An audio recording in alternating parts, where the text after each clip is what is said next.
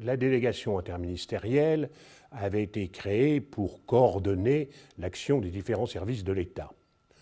Puisque un grand événement comme celui-là suppose qu'un très grand nombre de questions soient réglées.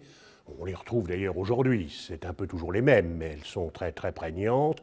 Bien sûr, les questions de sécurité, et j'avais une équipe chargée de préparer effectivement le déploiement de la sécurité longtemps à l'avance, parce qu'il faut faire effectivement des plans précis. Bon, cette préoccupation est devenue encore plus forte aujourd'hui, mais d'ores et déjà à l'époque c'était le cas.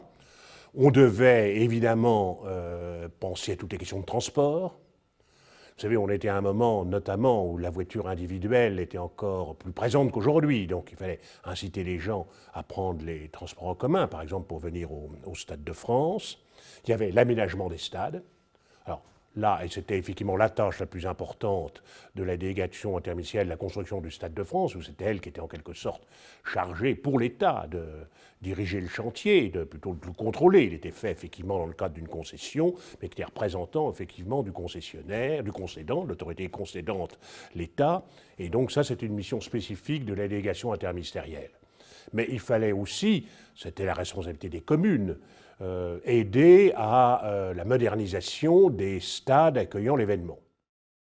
En ce qui concerne le Stade de France, et c'est là certainement la difficulté que j'ai rencontrée en premier quand j'ai été nommé début du mois de novembre 1995, c'est que le contrat de concession avait été signé, c'est un peu particulier, entre les deux tours de l'élection présidentielle. Donc il avait été signé par M. Balladur, qui pour cela avait pris la tâche effectivement de M. Chirac et de ses collaborateurs. Donc on était au mois de novembre, c'était quelques mois auparavant. Mais d'ores et déjà, de nombreux problèmes apparaissaient. À tel point que quand je suis arrivé, ou peu de temps après mon arrivée, j'avais deux documents complètement contradictoires. J'ai trouvé, de la part des entreprises, du concessionnaire, une lettre à l'État demandant à ce que joue une procédure qu'on qualifiait de conciliation. C'était une forme d'arbitrage. Donc ils contestaient un certain nombre de choses.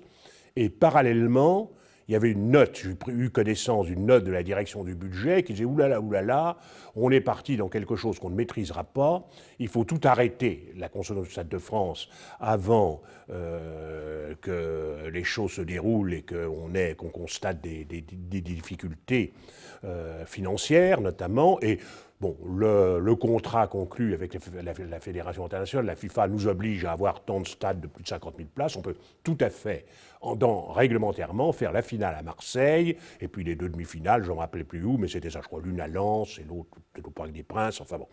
Alors, mais c'était cela. En tout cas, arrêtons la construction du stade qui va être un gouffre. Alors, évidemment, ce n'était pas envisageable, parce que pour l'image de la France et tout ça, mais c'est dire la difficulté. L'État et le comité d'organisation. L'État, je crois, il faut faire attention, il fallait faire attention, mais moi je m'efforçais de le faire, tout le monde s'efforçait de le faire, et le comité d'organisation défendait bien ses prérogatives. L'organisateur, c'était le comité d'organisation. L'État était là pour assurer, je dirais, les fonctions régaliennes, alors là, plus la construction du stade, ce qui n'était pas rien, du Stade de France, qui était quand même bon. Le stade du match d'ouverture, de la finale et d'un certain nombre de matchs de grandes compétitions. Bon. Mais l'organisateur de l'événement, c'était le comité d'organisation. Et vous savez, la fédération de football, mais comme les fédérations, sont sensibles à leur autonomie. Donc il fallait trouver le bon équilibre. Je crois qu'on l'a trouvé. Je tiens à souligner, parce que ce n'est pas souvent dit, que le comité d'organisation a, contrairement à toutes les pratiques précédentes où on terminait en perte, tout ça, a réalisé un bénéfice significatif et que par l'intermédiaire du fonds Fernand Sast, ça a permis, ça a été reversé pour des constructions d'équipements au profit du football amateur dans les années qui ont suivi. Donc je crois que c'est un des points qu'il faut souligner et porter tout à fait à son crédit. Alors écoutez, je parlais d'action d'animation. Les pouvoirs publics, M. Dru puis Mme Buffet avaient tout à fait le désir, la volonté, c'est plus qu'un désir, la volonté que autour de cet événement puisse se greffer un certain nombre de fêtes.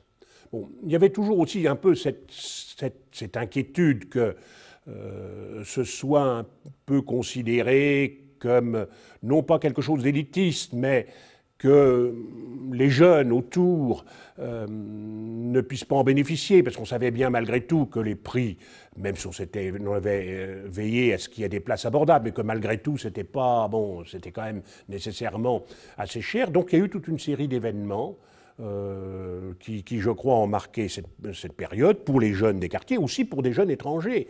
Le ministère des Affaires étrangères avait profité pour faire un concours pour de jeunes francophones, et les meilleurs, une trentaine de toutes les nations, sont venus, ont été accueillis pendant quelques jours à Paris.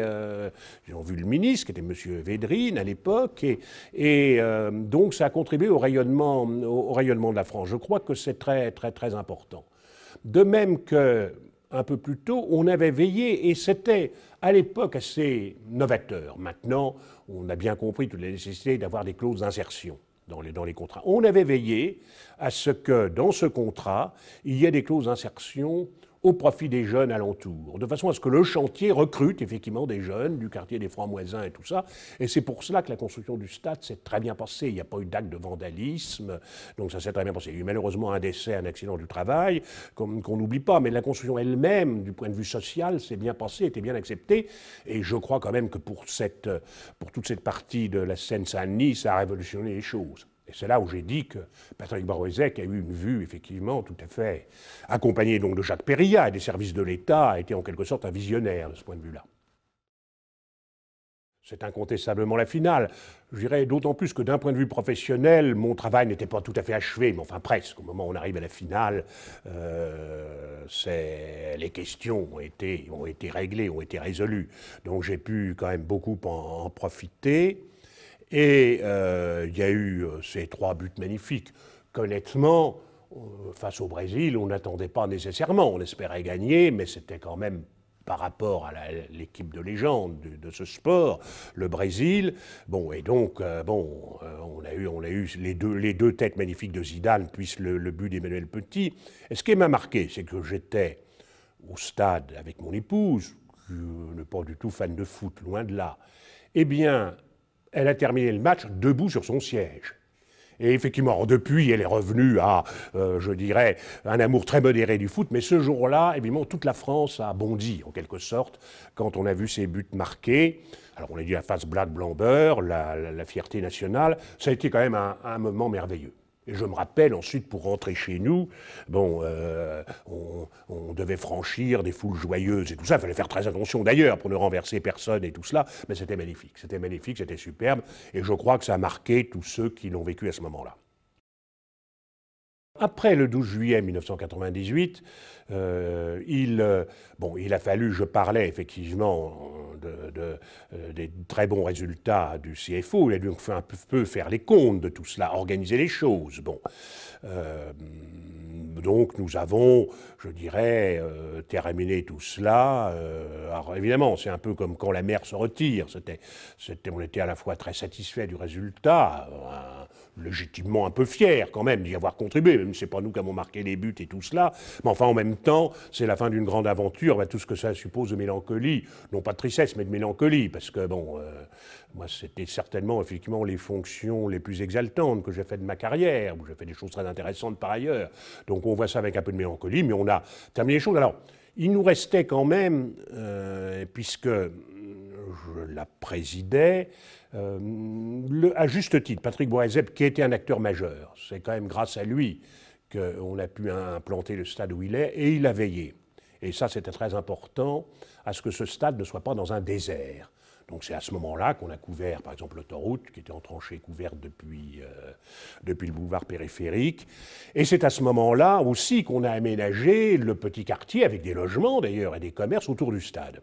Et donc ça, il fallait effectivement continuer cela, parce que bon, c'était en devenir au moment de la Coupe du Monde, et donc j'ai continué à présider, jusqu'à sa dissolution quelques années plus tard, la Société d'économie mixte d'État, qui aménageait ce quartier. Donc ça, c'était une des tâches importantes. Bon, on n'a pas, à l'époque, c'était recherché, on n'a pas pu faire venir de club résident.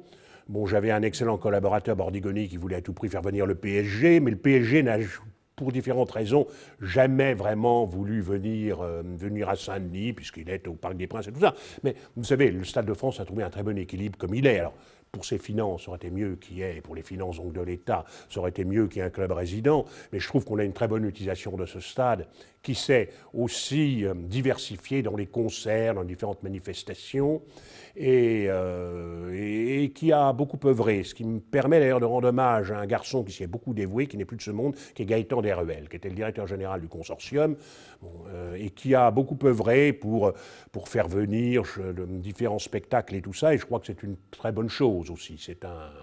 Bon, et puis il y a les matchs de nos grandes équipes nationales, il y a eu les championnats du monde d'athlétisme, bon, pas encore les Jeux Olympiques, mais j'espère que ça va venir, donc c'est une très bonne utilisation.